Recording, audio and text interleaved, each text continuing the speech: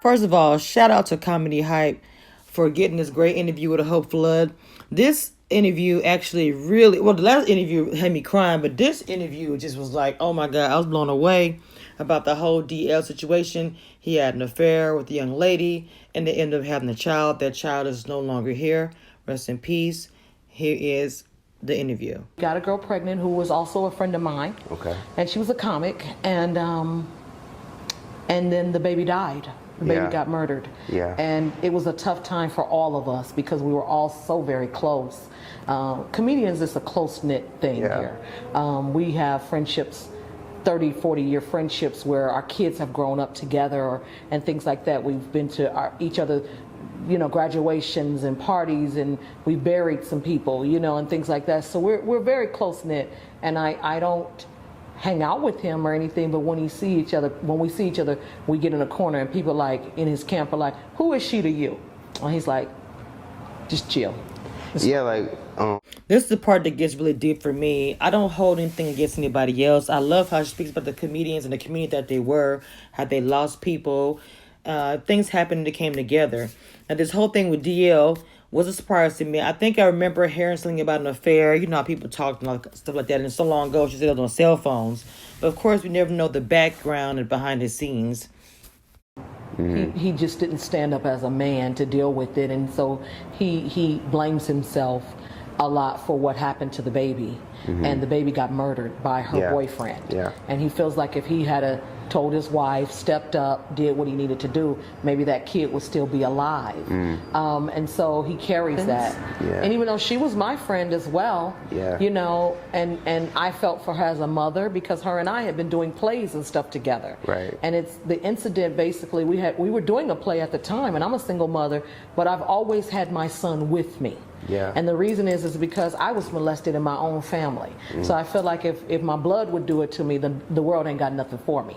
So I've always kept my son with me, places that I would go and things that I did. I always kept him with me. Even when I was doing comedy and I would go to do my comedy set, my son would be in the car. I'd be like, watch my baby while I go do my set. Okay. And the comedians would watch him and they knew him. So he's grown up with all these people. These people know him. He knows them, whatever. And they know how very close I am to him. And so she would bring her baby to our rehearsals as well, but this particular time she didn't. She left him at home with the boyfriend, and I had my son with me. Oh, man. And so I said, how's Trevor? That was his name.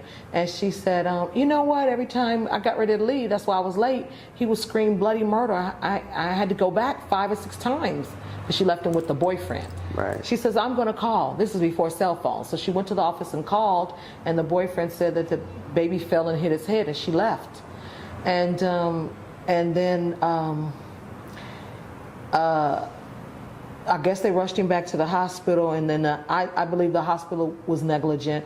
He was only 8 months old, right. And a head injury like that needs a CAT scan, and they didn't do a CAT scan, and he was hemorrhaging in his head for like a whole week, and then he died.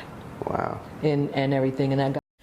I can understand why DL does blame himself for this child, because he probably feels like if he had, like she said, told his wife, told everybody about the child, she wouldn't have maybe let the baby with the boyfriend, and this wouldn't have happened. I'm going to say a couple of things. As a mother, I understand what she said.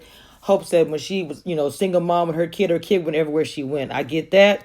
I was fortunate to have my parents. I was very blessed to grow up in an environment. I would say I grew up in a kind of a Cosby Show type of lifestyle. When I had my child, my parents swooped in, was there 100%. So I always had a babysitter. Somebody helped me out. The father of my child was there as well. So I was very blessed. As far as DL, we all had affairs. No one is perfect. I'm not judging anybody for having an affair. I'm pretty sure this does haunt him to this day. The mother as well. The fact that Hope speaks about this, I respect everything that she has said in the past few interviews. I really respect, not just as a comedian, but as a woman, as a mother, and as a friend. Because the way she's speaking about this, I feel bad for DL, even though all this stuff happened. And I want to say to the mother, just be strong, even though you went through such a traumatic situation. I can't imagine going through anything like that as a mother. I'm going to say that. That's why I always say things about leaving your children home with a boyfriend or a friend, and you don't know what can happen because they don't want to watch the kid. The child might get injured and I think she said he got 9 years. that's just a really, really sad story. And I'm not judging no one, no mother, because when you're trying to work and hustle, you're doing it for the child, and you may not have the sources to have somebody to watch your kid for you. But I want to say thank you to Hope for just given what's going on behind the scenes. Sometimes where the actual story is at. And it's something that she didn't have to do, but she's telling all of this stuff. And I just want to say, man, props to you, baby. Shout out again to Comedy Hype. They tweeted out one of my videos yesterday. I'm a big fan of Comedy Hype. If you have not seen Comedy Hype on YouTube, please check them out. And Hope Floods, check her out. She's on Twitter and she's on YouTube and on Instagram. Of course, you know Lockhead Boss Lady, Lock Nation. Stay tuned for more videos. Peace.